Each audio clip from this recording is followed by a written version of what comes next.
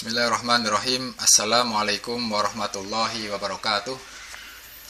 Alhamdulillahirabbil alamin. Allahumma sholli ala Muhammad wa ala ali Muhammad. Saudara-saudaraku sekalian, kaum muslimin dimanapun Anda berada, yang kami harapkan dari kalian adalah mendapat kebaikan dari Allah Subhanahu wa ta'ala dimanapun kalian berada, termasuk dalam kondisi pandemi hari ini.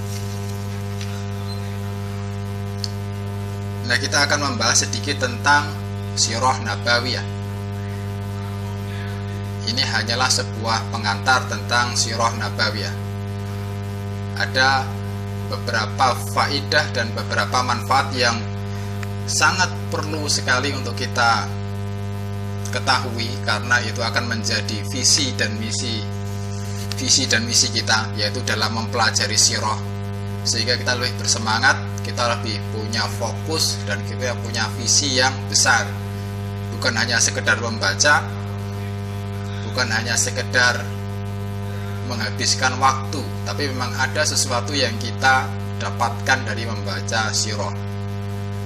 Nah, 9 manfaat dan faedah mempelajari Sirah Nabawiyah. Kita akan perhatikan, entah nanti kita cukup berapa waktunya. Saya diberi waktu 7 menit. Saya diberi waktu 7 menit.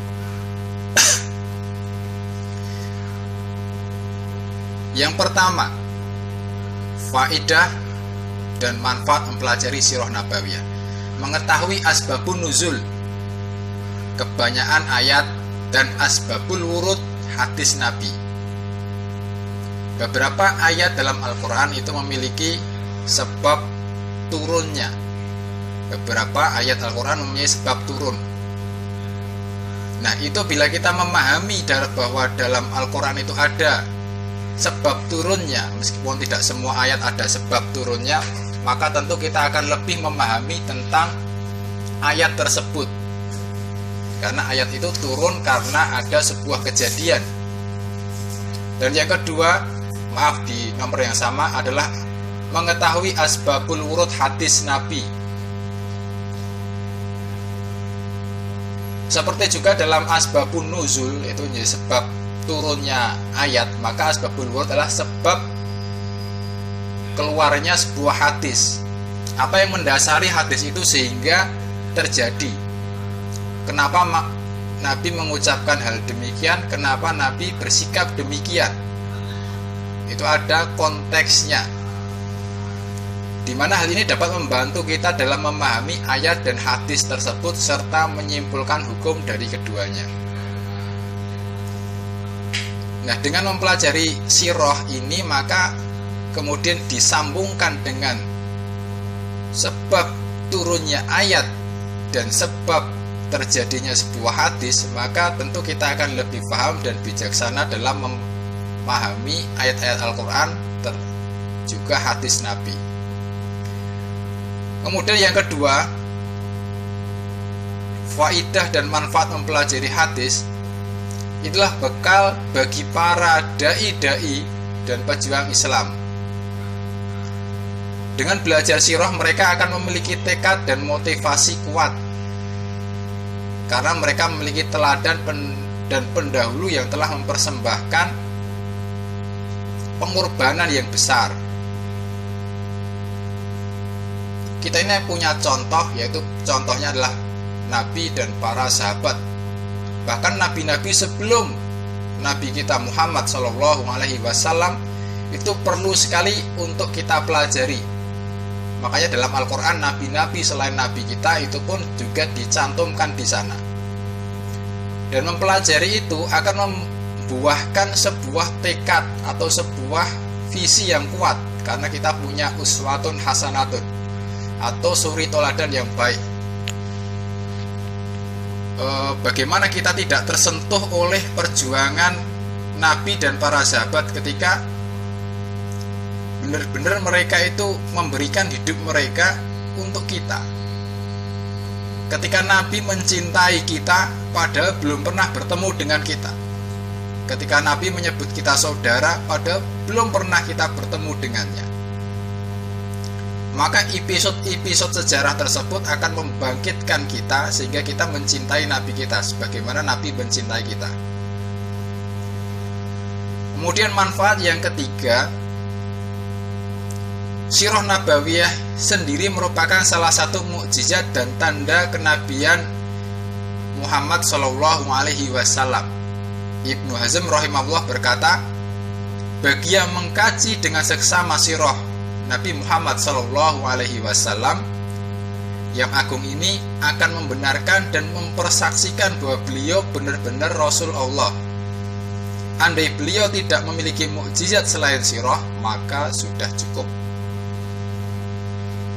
Itu yang mengatakan Ibnu Hazm rahimahullah tentang sirah, tentang sejarah Nabi itu sendiri sudah merupakan sebuah keajaiban yang sangat besar. Bagaimana sebuah manusia bisa menjadi seperti itu. Bahkan seorang Kristen, Michael Hart, dalam bukunya 100 tokoh yang paling berpengaruh di dunia non-muslim ini mencantumkan dalam bukunya 100 orang paling berpengaruh, Nabi Muhammad SAW dicantumkan di nomor 1. Bahkan orang non-muslim sendiri mengakui bahwa Nabi adalah orang paling berpengaruh di dunia. Maka tentu dia bisa mengatakan seperti itu karena orang ini mempelajari sejarah Nabi, mempelajari sirah.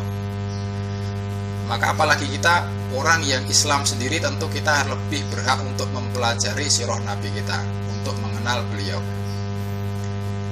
Yang keempat, manfaat dan faedah yang keempat, yaitu mengetahui jalan ideal menjayakan Islam seperti yang ditempuh oleh Rasulullah SAW. Hari-hari ini kita banyak dibingungkan, ini kita Islam mau seperti apa, kita Islam mau Islam yang seperti apa. Nah, bila kita sudah mempelajari sirah Nabi dengan benar, maka kita akan melihat Nabi kesehariannya itu seperti apa. Tentu di sana kita akan melihat contoh yang hidup.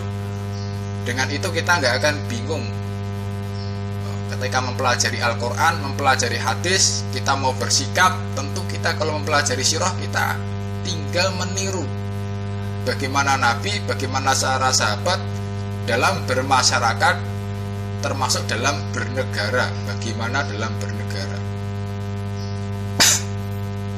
Itu ada 4. Nah, waktu saya sudah hampir habis. Dari 9 faedah dan manfaat, maka itu saya tambahkan cukup 1 lagi saja, masih ada. Karena itu kami simpulkan tambah 1, yaitu yang kelima, mengenali faktor-faktor yang menjadikan para sahabat radhiyallahu anhum layak dan pantas memimpin umat manusia. Bagaimana para sahabat Nabi itu menjadi layak dan pantas memimpin umat-umat manusia ketika itu. Dengan belajar sirah kita dapat mengetahui pula bagaimana mereka dibina dan dikader oleh Nabi Muhammad SAW. Hal ini dapat menumbuhkan kecintaan terhadap mereka, menumbuhkan semangat mengikuti metode mereka dan menapaktilasi jalan mereka.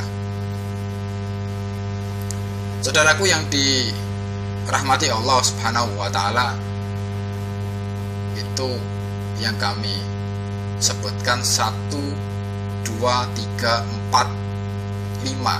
Masih ada 4 lagi, tapi insya Allah 5 itu sudah mencukupi. Kami simpulkan kembali. Yang pertama, kita itu menjadi mengetahui asbabun nuzul, kebanyakan ayat, dan asbabul wurud, sebab turunnya hadis. Kita akan lebih bijaksana dalam menggunakan ayat-ayat atau nas-nas Al-Quran, tidak saklek. Yang kedua, itu akan menjadi bekal bagi para dai dan pejuang Islam. Bagaimana mereka bisa memiliki bekal kalau mereka tidak mengenal nabinya.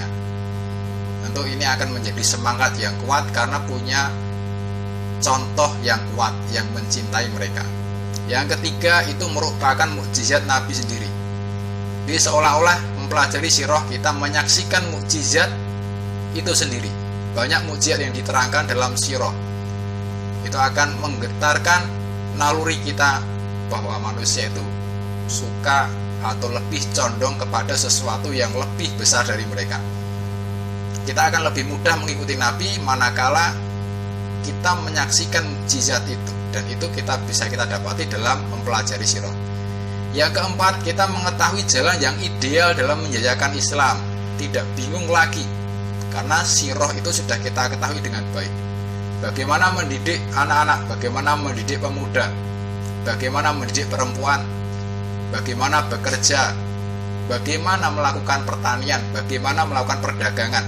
Semuanya itu diatur, dan itu bila kita sesuai dengan sunnah Nabi, maka itu adalah bibit dari kejayaan kita.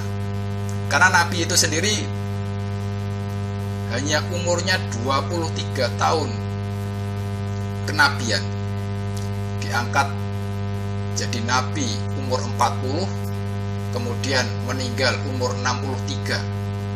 Hanya 23 tahun menjadi Nabi, tapi sudah menjayakan, sudah mewarisi banyak hal. Kemudian yang terakhir, sahabat Nabi ternyata menjadi orang-orang yang layak memimpin manusia.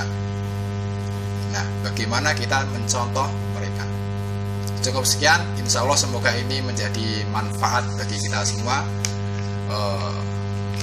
Wassalamualaikum warahmatullahi wabarakatuh.